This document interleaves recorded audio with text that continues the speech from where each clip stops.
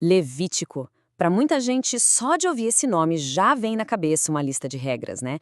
Coisas complicadas, difíceis de conectar com o nosso dia a dia. Mas e se por trás dessas leis existisse uma história?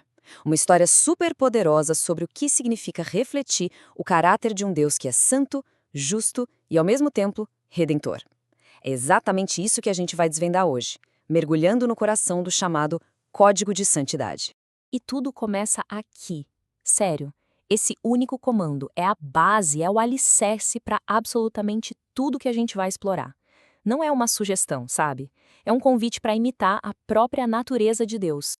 Então, nosso roteiro vai ser este. Vamos começar com o chamado para ser santo, depois ver como isso funciona na prática, no dia a dia, e qual o peso de não seguir esse caminho. Daí a gente analisa o padrão para a liderança e, no final, como essa tensão toda se resolve. Vamos lá! Ok, mergulhando de cabeça aqui. A primeira coisa que a gente precisa entender é que santidade, na Bíblia, não tem a ver com se isolar do mundo, sabe? Pelo contrário, é sobre imitar ativamente o caráter de Deus dentro do mundo. E para entender o que vem pela frente, essa palavra aqui é a chave de tudo, kadosh. Significa basicamente separado ou distinto. A ideia é que o povo de Deus deveria ser diferente, sabe? Um reflexo do caráter único de Deus no meio das outras nações. Esse conceito de ser separado para um propósito é o que vai destravar todas as leis que vêm a seguir. E agora vamos para o capítulo 19, que é onde a gente vê como isso tudo funciona na prática. Essa tal separação divina não era só uma ideia abstrata, não. Ela tinha que ser vivida de um jeito muito concreto, no cotidiano mesmo. Agora, o que é genial nesse slide é como ele organiza essa ideia. De um lado, você tem os deveres para com Deus, a adoração. Do outro, os deveres com as pessoas, a ética. A mensagem é muito clara. Nesse código, não dá para separar o amor a Deus do amor ao próximo. São literalmente duas faces da mesma moeda da santidade. E essa ética não era tipo uma sugestão, seja legal com os outros. Nada disso. Olha só essas leis. Cuidar dos pobres, das pessoas com deficiência, dos trabalhadores. Isso não era opcional. Era um direito, era lei. Estava na estrutura da sociedade. A generosidade era uma questão de justiça, não só de caridade. E aí, a gente chega neste mandamento, que era uma coisa absurdamente radical para a época. O famoso ame o seu próximo é estendido para incluir o imigrante e o estrangeiro. E qual a base para esse amor tão radical? A memória. A própria experiência de Israel de ter sido um povo vulnerável no Egito. É empatia transformada em lei. Incrível, né? Bom, se o capítulo 19 era o projeto de como viver, o capítulo 20 é, digamos, a fase da sentença. O tom da narrativa muda completamente. Aqui as consequências de violar esse padrão de santidade são apresentadas de uma forma bem direta e até chocante. Essa mudança de foco aumenta muito a tensão. Fica claro que santidade não era só um ideal bonito. Era uma questão de vida ou morte para a comunidade inteira.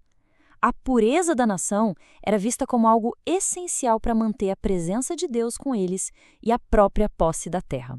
Para a gente entender a severidade das punições, a gente precisa conhecer outra palavra hebraica, toeva, a abominação. Isso aqui não descreve um simples erro. Descreve algo que Deus considerava profundamente repugnante, muitas vezes porque imitava as práticas pagãs mais destrutivas da época, como, por exemplo, o sacrifício de crianças. Esse quadro aqui mostra a conexão direta entre certas ações e suas penas, que eram extremas.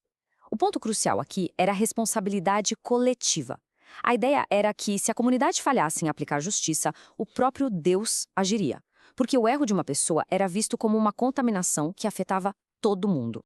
E a tensão da nossa história só aumenta quando o foco se vira para os líderes espirituais, os sacerdotes. Para eles, que tinham o privilégio de estar mais perto de Deus, o padrão de santidade era ainda mais alto, quase impossível de alcançar. O princípio é bem simples, mas muito poderoso. Com um grande privilégio, vem uma responsabilidade maior ainda. O acesso a Deus não era uma coisa qualquer, exigia um nível de consagração que afetava cada detalhe da vida de um sacerdote.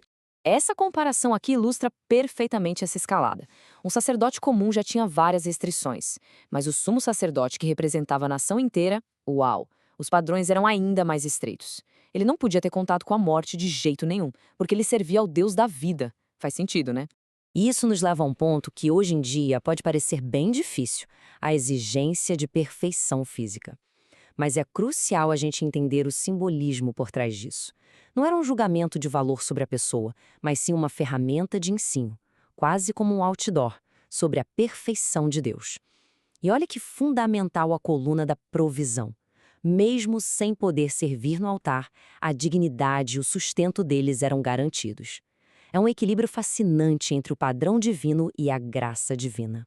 E agora, a gente chega ao clímax da nossa narrativa.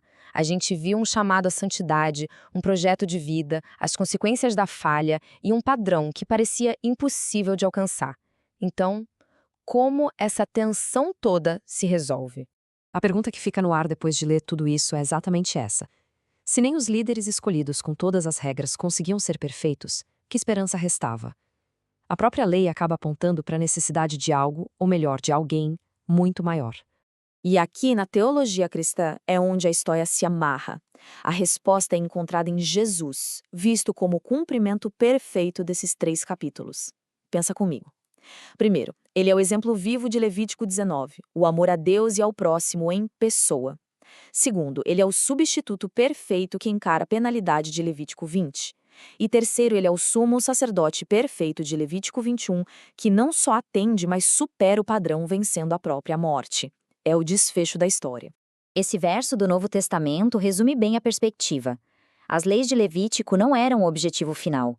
Elas eram como um sinal, uma sombra que apontava para uma realidade muito maior e mais completa. Elas ensinavam sobre o caráter de Deus e a seriedade do pecado, preparando o terreno para algo novo.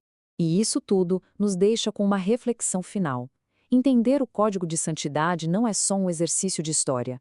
Nos desafia a pensar o que a justiça, a compaixão e a dedicação a Deus, que eram a essência dessa sombra, significam para a gente na realidade em que vivemos hoje.